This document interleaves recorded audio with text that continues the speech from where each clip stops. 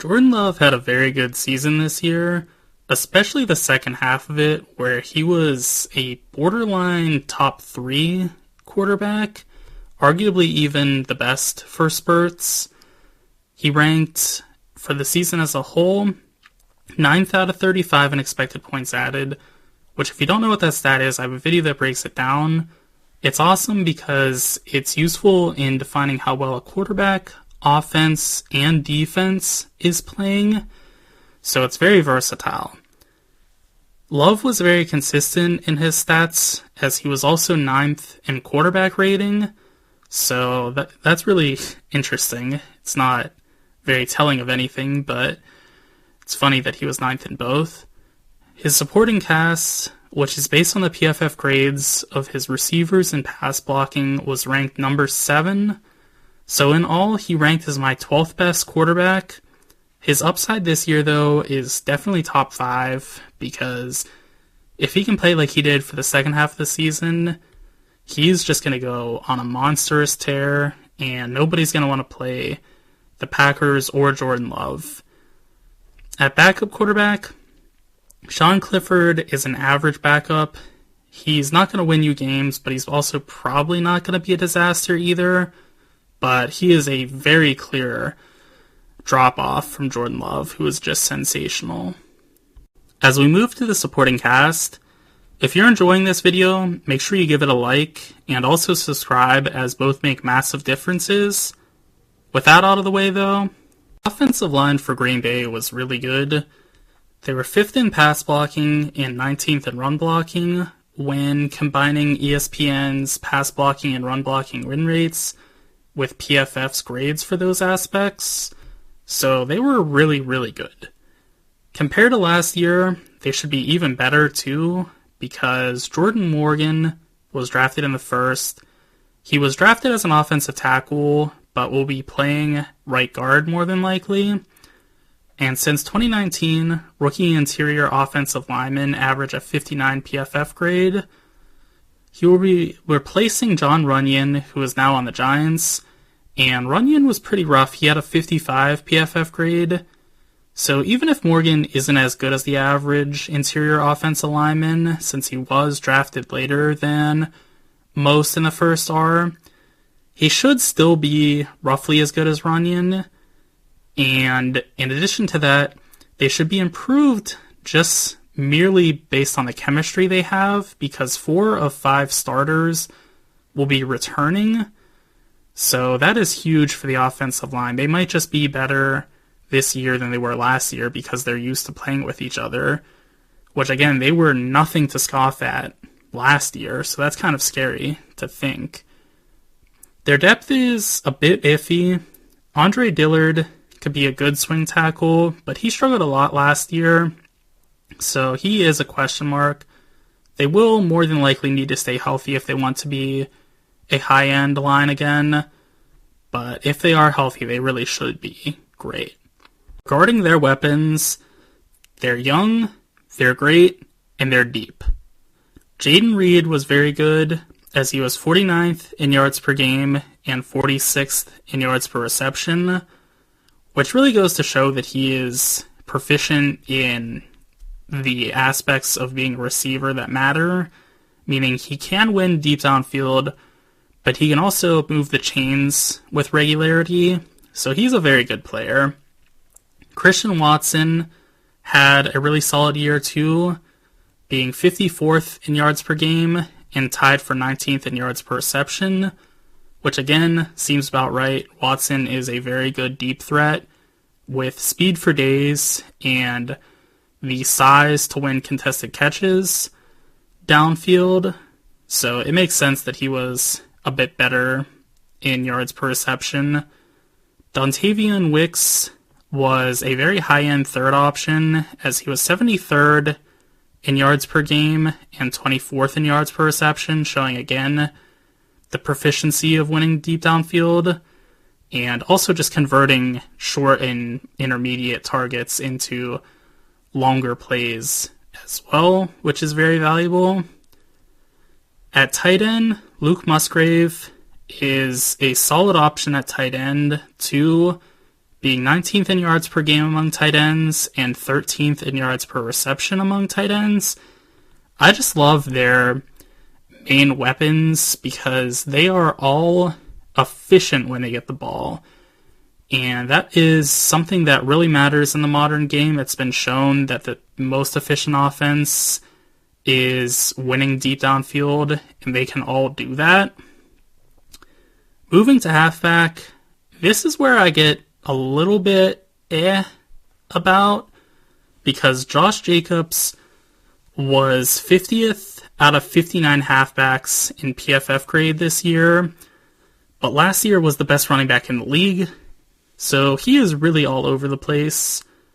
His worst year before last season was 21st out of 70, so I think he should be better than he was last year, but you never know with running backs. They can just fall off a cliff after a year.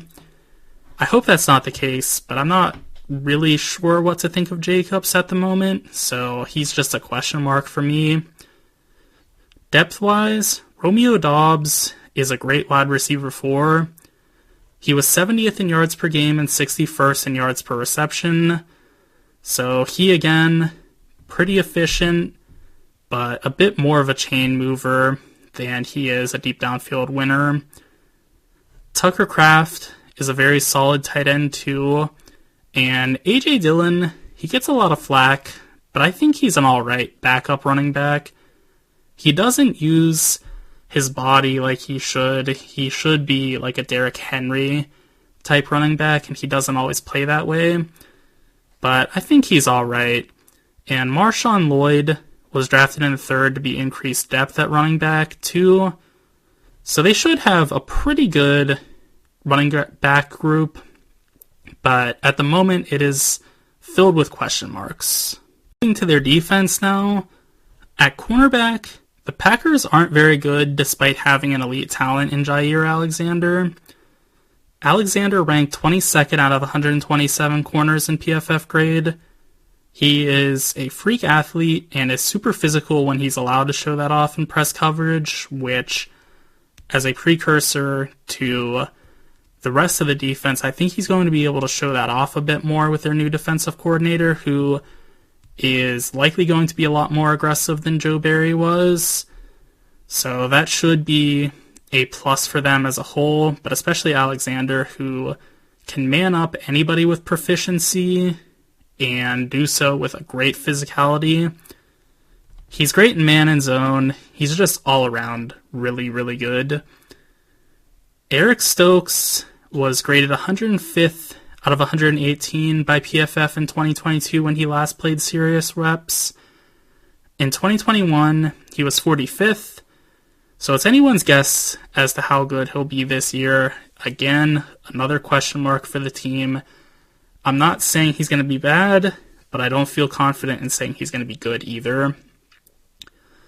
And their nickel, Keyshawn Nixon, was ranked 81st. So he is not very reliable, but you could do worse in the nickel than Nixon. So it's not the end of the world to have him starting. At safety, they are great and then unknown, as wonky as that is to say. Xavier McKinney ranked 4th out of 95 safeties in PFF grade. He was graded as the best coverage safety in the league and is hyper versatile, having played 380 plus snaps in the box and at deep safety. So he is a great chess piece, which is nice to have with how versatile these offenses have gotten. He's super good and is one of the few safeties that's actually worth a boatload of money like he got. So I think he is a really, really good addition to this defense. And Javon Bullard was drafted in the 2nd to be their other safety. Since 2019, the average safety has a PFF grade of 67, which is much better than Anthony Johnson's 48 grade of last year. So they should have an upgrade on their hands, but it again is a question mark because he just hasn't played in the league. Regarding their defensive back depth, Corey Ballantyne is a solid 4th cornerback, and Evan Williams was selected in the 4th to be another cornerback. Since 2019, fourth-round cornerbacks average a 57 PFF grade, which is roughly what Keyshawn Nixon had, as he had a 60 grade last year. So Williams should be a solid backup too. Shifting forward to their defensive line, Green Bay is really solid. Rashawn Gary finished 20th out of 122 in edge pressures. In addition to being a great pass rusher, though, he's also a big edge that's really good in run defense. So he is a great player, and he has no issues with any aspect of the game. Similarly, Preston Smith ranked 44th for edge pressures. He is a big-bodied edge rusher again, and is more than capable of setting the edge against the run. So they have a nice thing going on the edge. And then they have some good pressure getters on the interior. Kenny Clark was 7th out of 142 in defensive interior pressures. He is an awesome pass rusher, but not much of a run defender, which you'll live with. That is some elite production he is giving you in the pass rushing game. Similarly to Clark, Devontae Wyatt is a good pressure getter, being 19th for defensive interior pressures. Like Clark, though, he isn't good against the run, though Wyatt really struggles with it, whereas Clark is just not great at it. Wyatt is actually an issue in that regard. As for their depth on the defensive line, Kingsley Enagbare is a solid depth edge, as he was 81st in pressures despite being in a rotation that limited his reps. Lucas Van Ness has a chance to be improved from last year as well, as he was 98th in pressures while Enagbare being limited in his snaps. Both guys are good run defenders as well, so they do have something to contribute regardless of how well they pressure the quarterback. On the inside for depth, Carl Brooks is like the guys ahead of him on the inside in that he can really get after the passer, ranking 48th in pressures for defensive interior, but is really rough against the run. So again, they kind of have a type. TJ Slayton is alright against the pass and run on the inside too, so they do have some versatility going for them though. The linebacking core for the Packers isn't a strength. Quay Walker ranked 66th out of 82 linebackers in PFF grade. He's alright against the run, but struggles against the pass, so he's kind of a disappointing player overall. And Edgerrin Cooper was drafted in the second round this year. Rookie second round linebackers since 2019 average a 72 PFF grade, which would be good for 30th out of 89 linebackers this year. Cooper is very athletic and versatile, so he might be their lead linebacker this year, but again, that's a question mark. You're asking a rookie to be a key contributor, which just is not guaranteed. The depth at linebacker is Isaiah McDuffie, who's about as good as Quay Walker, as Walker was 66th best per PFF, and McDuffie was 69th, which is nice. And Tyrone Hopper, who was drafted in the third, is also a depth option. So they do have some pieces, but again, it's just more question marks than it is anything definitive. In all, Green Bay is going to be a problem this year. Jordan Love has sky-high potential, and he has already looked like a star in this league. He has great support in place too, as his offensive line is exceptional, and just added a first-round pick to it as well, and they're meshing with chemistry also. His receivers are also very good, and you go 4 wide receiver deep, which is really rare. You don't see almost any team with that.